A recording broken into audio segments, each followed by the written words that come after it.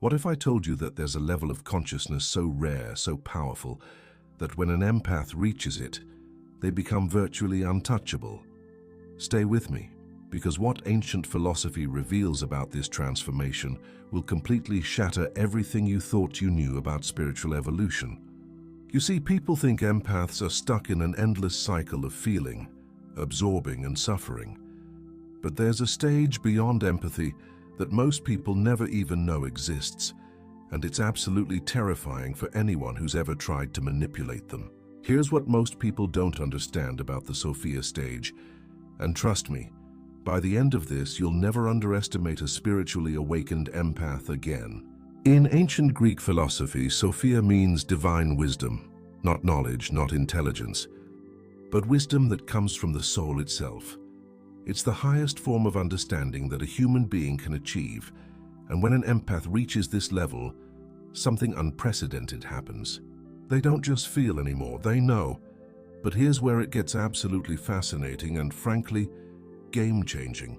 According to ancient wisdom traditions, most people operate from 3 levels of consciousness. The first is instinct, pure survival. The second is emotion, reactive feeling. The third is intellect, logical thinking. But there's a 4th level that only the spiritually evolved ever reach: Sophia, divine wisdom born from integrated experience. And empaths who've been through hell and back, they're fast-tracked to this level whether they want it or not.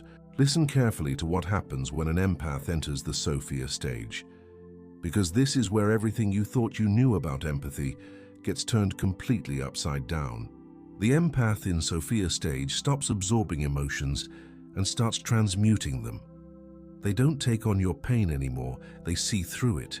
They don't carry your burden, they illuminate the path for you to carry it yourself. This isn't coldness, it's what the ancient philosophers called enlightened detachment. They've learned the difference between compassion and codependency, between helping and enabling, between loving someone and losing themselves in someone. But here's the twist that will blow your mind. This transformation doesn't happen through meditation retreats or spiritual books. It happens through betrayal, through manipulation, through being pushed so far past their limits that they have no choice but to evolve or break completely.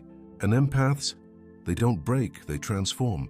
According to ancient wisdom, Sophia is achieved when someone integrates 3 sacred elements: knowledge of the self, knowledge of others, and knowledge of universal truth.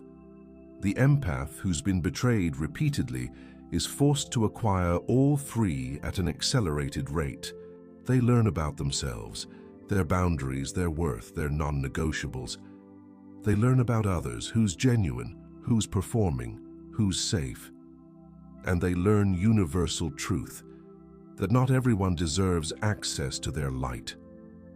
Here's what happens next, and it changes everything permanently. The Sophia stage empath develops what ancient philosophers called discernment of spirits. They can sense authenticity versus performance in seconds. They know who's genuine before that person even opens their mouth.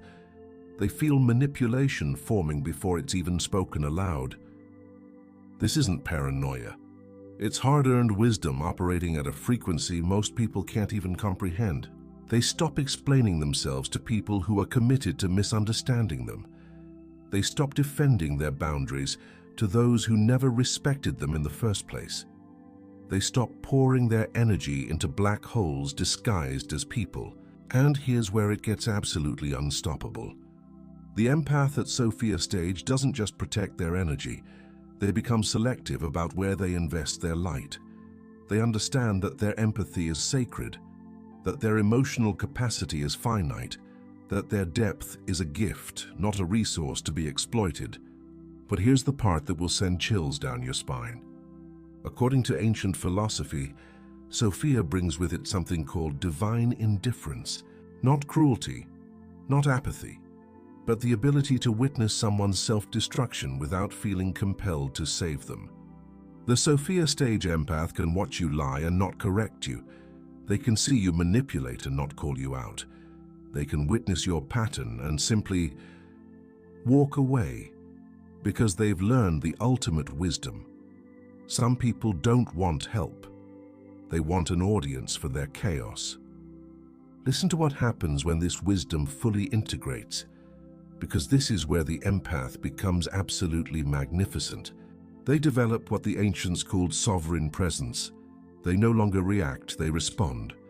They no longer absorb, they reflect.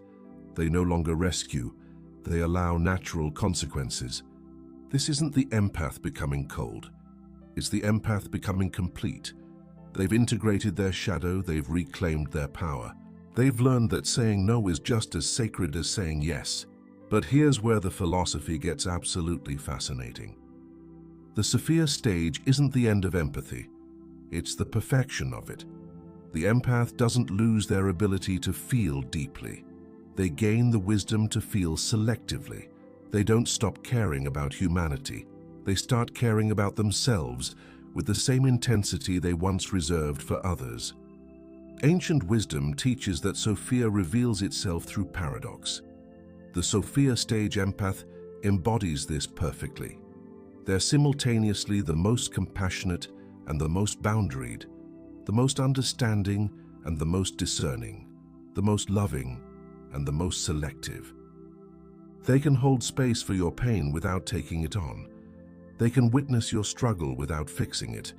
They can love you deeply while letting you go completely. And here's the moment when everything shifts into absolute clarity. The empath at Sophia stage stops seeking validation from others because they found validation within themselves. They stop explaining their worth because they know it intimately. They stop proving their perceptions because they trust their inner knowing above all external noise. They've reached what ancient philosophers called self-sufficient wisdom. They don't need you to understand them. They don't require your approval. They don't seek your recognition. They've become whole unto themselves. But here's the final transformation that makes them absolutely untouchable. According to ancient wisdom, the highest form of Sophia is when someone can see the divine lesson in every wound, the sacred purpose in every betrayal, the gift hidden in every loss. The Sophia stage empath looks back at everyone who hurt them and feels gratitude, not because the pain was deserved, but because it forced them to evolve into someone they could have never become in comfort. They thank the narcissist for teaching them boundaries. They appreciate the manipulator for showing them discernment.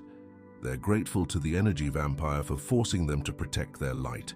This isn't Stockholm Syndrome. It's spiritual alchemy at its highest form. Here's what the ancient philosophers understood that most people miss. Wisdom isn't the absence of pain. It's pain transformed into purpose. Suffering consciously integrated becomes the foundation of unshakable inner peace. The empath who reaches Sophia stage doesn't just survive their trauma, they transcend it.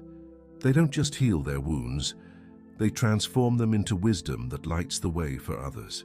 They become living proof that sensitivity, when refined by experience and elevated by consciousness, becomes the most powerful force in human existence.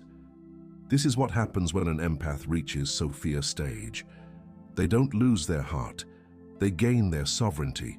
They don't become less feeling, they become more discerning. They don't stop loving humanity.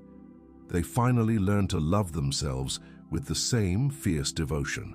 And once you understand this transformation, you'll never see the journey of the awakened empath the same way again, because they're not just survivors.